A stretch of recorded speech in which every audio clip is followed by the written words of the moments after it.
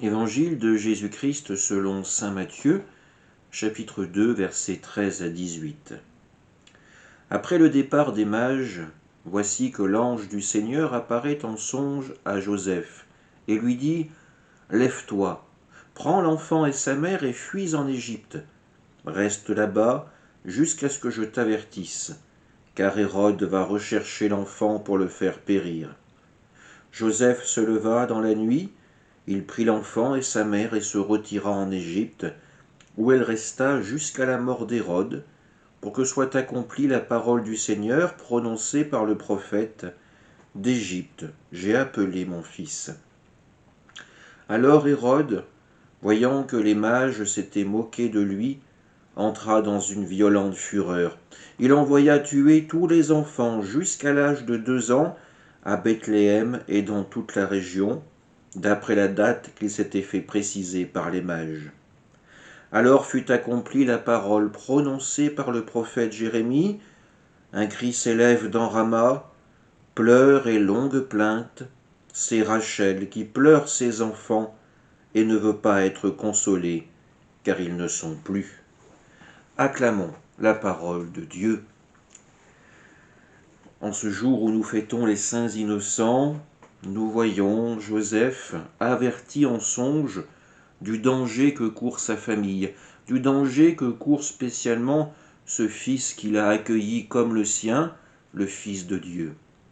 Alors ils partent, ils suivent le conseil donné par l'ange et prennent la direction de l'Égypte.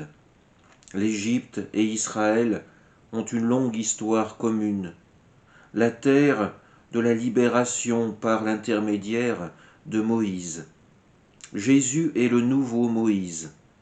Moïse avait dû fuir l'Égypte, Jésus pourra s'y réfugier. À nouveau, la parole de Dieu montre sa miséricorde et son efficacité.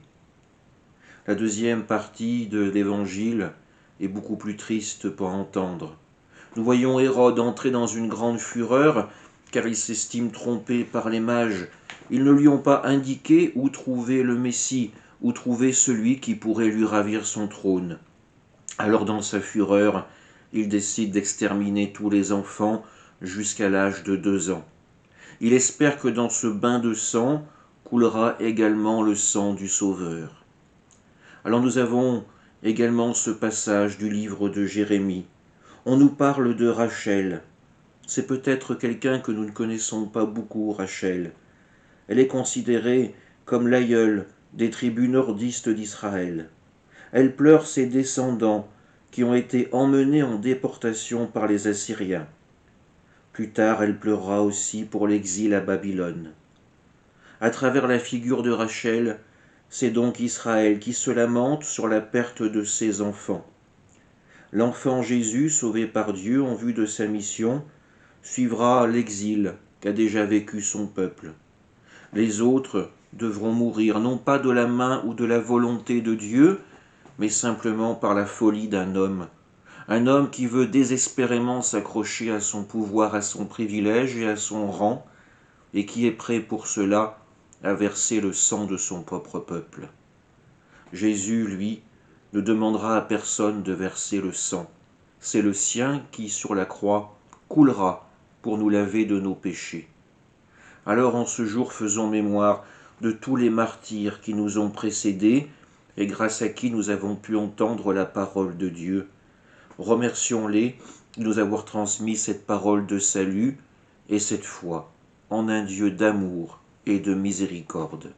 Amen.